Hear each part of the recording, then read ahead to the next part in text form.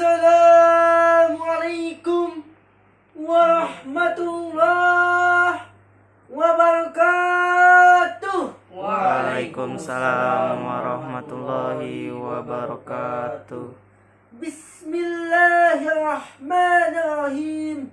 Innal hamdalillah nahmaduhu wa nasta'inuhu wa nastaghfiruh wa na'udzu billahi min shururi anfusina wa min sayyiati a'malina. Man yahdihillahu fala mudilla lahu wa man yudlilhu fala hadiya lahu. Amma ba'd. Dewan Hakim yang kami muliakan, hadirin sekalian beserta teman-teman yang kami banggakan, hadirin wal hadirat rahimakumullah. Faktor ekonomi merupakan hal yang sangat erat dengan berbagai persoalan di seluruh negara. Indonesia adalah negara yang besar, ditandai dengan beragam suku, budaya, dan ribuan pulau yang terhampar. Berdasarkan hasil penelitian Badan Pusat Statistik tahun 2020, tercatat sebanyak 270 juta jiwa. Jumlah populasi yang begitu besar diiringi dengan berbagai permasalahan, di antaranya kemiskinan, pengangguran, dan kebodohan. Keberadaan Indonesia dengan jumlah penduduk terbesar keempat di dunia, dengan penduduk mayoritas beragama Islam, seharusnya bisa menjadi jalan keluar dari permasalahan kemiskinan. Maka pada kesempatan ini kami akan menyampaikan syarah Al-Quran dengan judul Pengelolaan Zakat sebagai Penguatan Kesejahteraan Umat. Ada beberapa konsep yang berkaitan dengan pengelolaan zakat dengan prinsip menguatkan kesejahteraan umat, kepentingan masyarakat, bukan kepentingan individu, sehingga tidak menguntungkan yang kaya semakin kaya, yang miskin semakin miskin. Ini semua sebagai penguatan kesejahteraan umat, bukan menitik beratkan kepentingan individu, akan tetapi untuk kepentingan bersama. Jika hal itu terjadi, maka yang kuat memakan yang lemah, yang pintar memakan yang bodoh. Homo homini lupus tubi politi insokiti. Penghisapan manusia terhadap manusia menjadi peradaban. Hal tersebut hanya membawa derita dan untaian air mata bagi kaum duafa. Dalam polemik tersebut muncul konsep Islam dengan unsur keseimbangan dalam pemberdayaan, agar harta kekayaan tidak hanya bergulir di antara orang-orang kaya, tapi dirasakan pula oleh kaum duafa.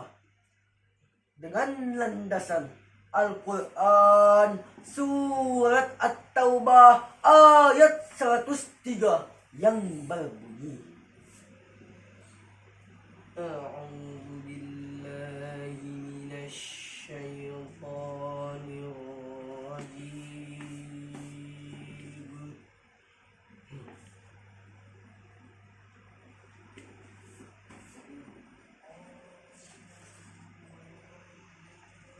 Bismillahirrahmanirrahim.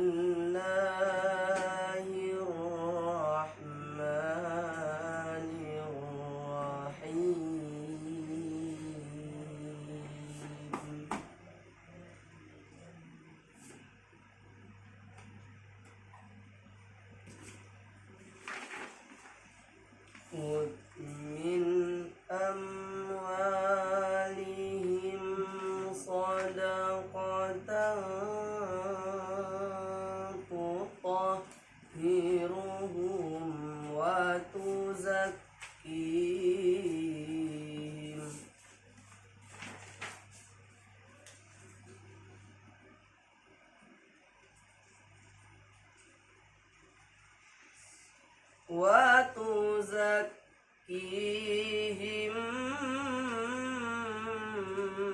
بها وصل عليهم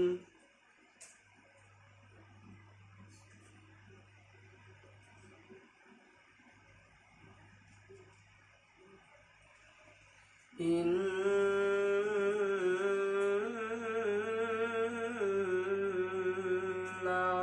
salataka sakanun lahum.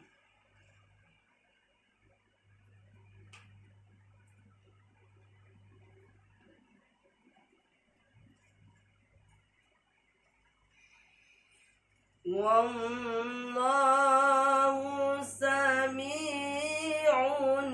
alim.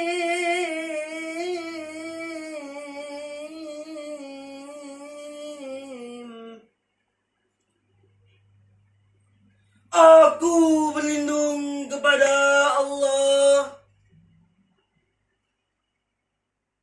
dari godaan setan yang terkutuk dengan menyebut nama Allah yang Maha Pengasih lagi Maha Penyayang. Ambillah zakat dari harta mereka guna membersihkan dan mensucikan mereka, dan berdoalah untuk mereka. Sesungguhnya doamu itu menumbuhkan ketentraman jiwa bagi mereka. Allah Maha mendengar, Maha mengetahui. Hadirin wal hadirat rahimakumullah. Imam Ibnu Jalil mengatakan ayat tersebut diturunkan berkenaan dengan permintaan Abu Lubabah beserta dengan temannya kepada Rasulullah sallallahu alaihi wasallam seraya berkata, "Ya Rasulullah, ini harta benda kami, sedekahkan atas nama kami dan mintakanlah ampunan bagi kami." Rasul menjawab, "Aku tidak diperintah Allah untuk menerima harta sedikit pun." Berkaitan dengan hal tersebut, turunlah perintah Allah sebagaimana terangkai dalam surat At-Taubah ayat 103 tersebut. Hadirin wal hadirat rahimakumullah. Dan hikmah zakat bagi seorang muzaki menjelaskan, pertama, untuk membersihkan harta tersebut yang terdapat hak fakir miskin, orang yang tak berharta, orang yang terbaring di pinggir-pinggir jalan, yang setiap hari merasakan pagi getirnya kehidupan, hanya isak tangis yang ia rasakan. Kedua, membersihkan dari penyakit rakus, tamak, dan serakah. Penyakit ini, hadirin, yang harus kita bersihkan. Sebab jika kehidupan manusia dilanda penyakit ini, maka akan lahir hartawan berjiwa korun, pengusaha bermental salabah, penguasa bertolak Fir'aun. Fungsinya bukan sebagai pelindung rakyat, namun pemeras, penindas, bahkan perampas hak-hak rakyat. Fungsi yang ketiga, dengan zakat pikiran akan tenang, hati senang, jiwa pun akan tenteram. Amin ya rabbal alamin. Hadirin wal hadirat rahimakumullah. Tapi sebaliknya, para agnia, para konglomerat enggan membayar zakat, enggan untuk berwakaf, maka suatu negara bisa tamat. Walaupun gedung makin bertingkat, walaupun mobil makin mengkilat, dijamin rakyat sulit untuk berdaulat. Apalagi jika pejabat sudah jadi penjahat, menyikat uang rakyat. jelas bangsa bisa kiamat. Na'udzubillah summa na'udzubillahi min dzalik. Rasulullah sallallahu alaihi wasallam telah berkata, bukan termasuk orang mukmin orang yang hidupnya kenyang sendirian sementara orang yang hidupnya kenyang sendirian sementara tetangganya hidup dalam kelaparan. Zakat, wakaf, dan infak wajib kita aplikasikan dalam kehidupan berbangsa dan bernegara. Timbul pertanyaan, kepada siapa zakat itu diberikan? Sebagai jawabannya, mari kita renungkan firman Allah surat At-Taubah ayat 60 yang berbunyi, Innaha sadaqatu lil fuqara'i wal masakin wal 'amilina 'alaiha.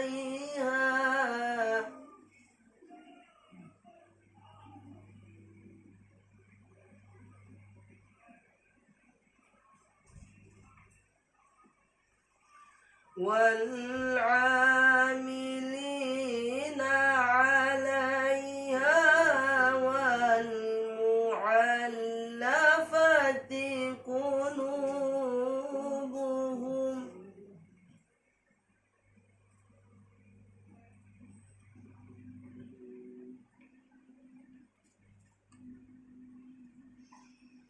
والمؤلفة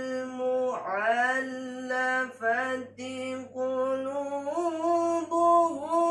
وفي الرقاع والغارمين وفي سبيل الله.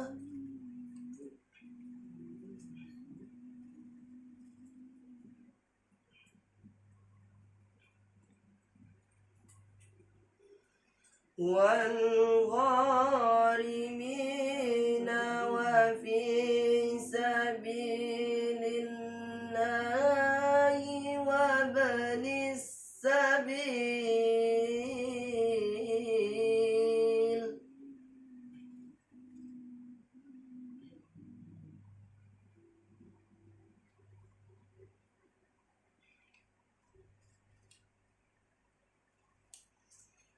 فريضة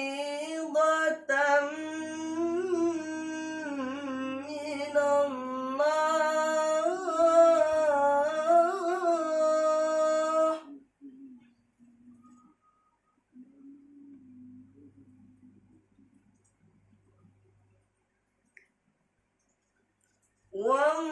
والله عليم حكيم.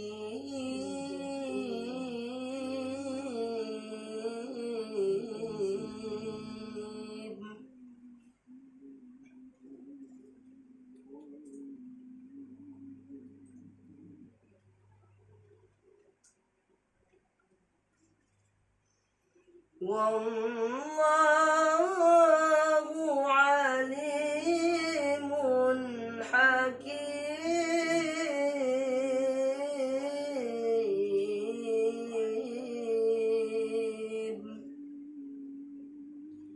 صدق الله العظيم.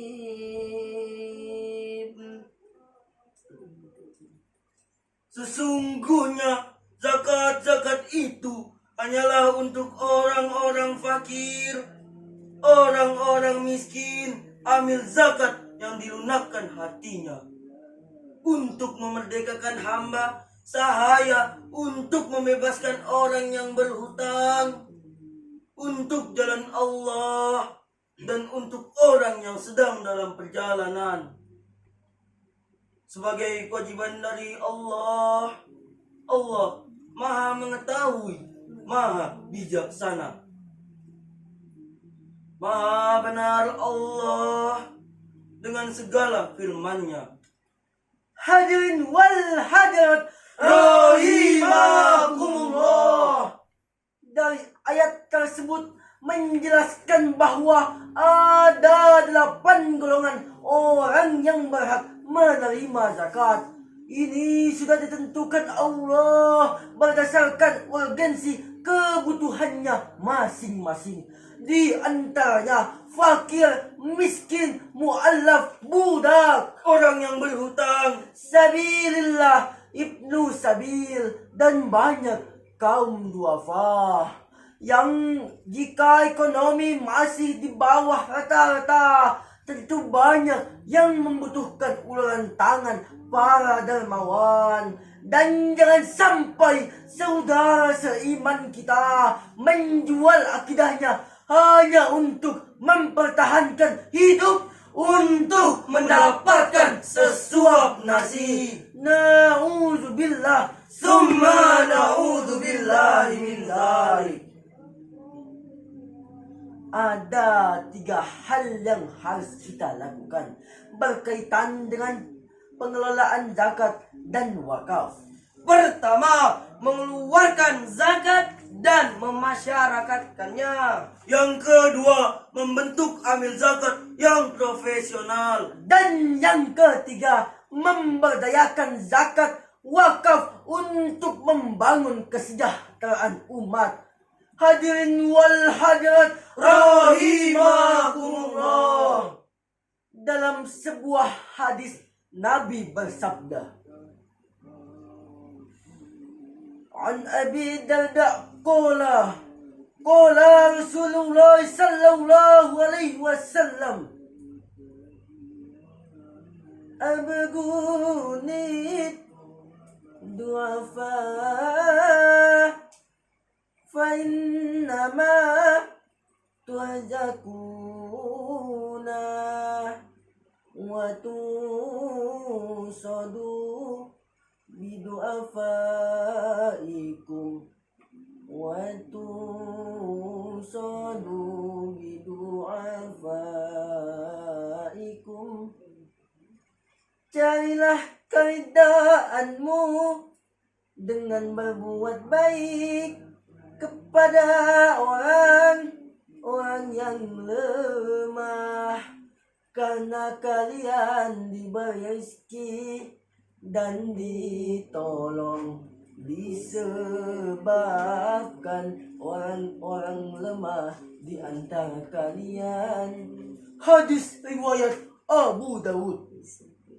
Usaha pemerintah dalam mengelola zakat tertuang dalam peraturan pemerintah nomor 14 tahun 2014 tentang pengelolaan zakat. Lembaga yang bertugas untuk mengelola zakat adalah secara nasional adalah Basnas atau Badan Amil Zakat Nasional yang terdapat pada setiap kabupaten atau kota.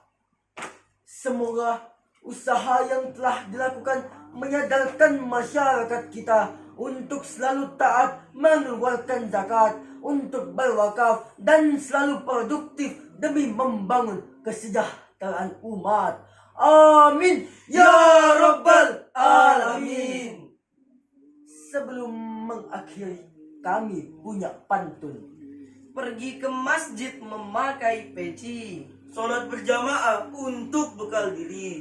Bila hadirin umat yang sejati, keluarkan zakat, wakaf, jangan sampai merugi.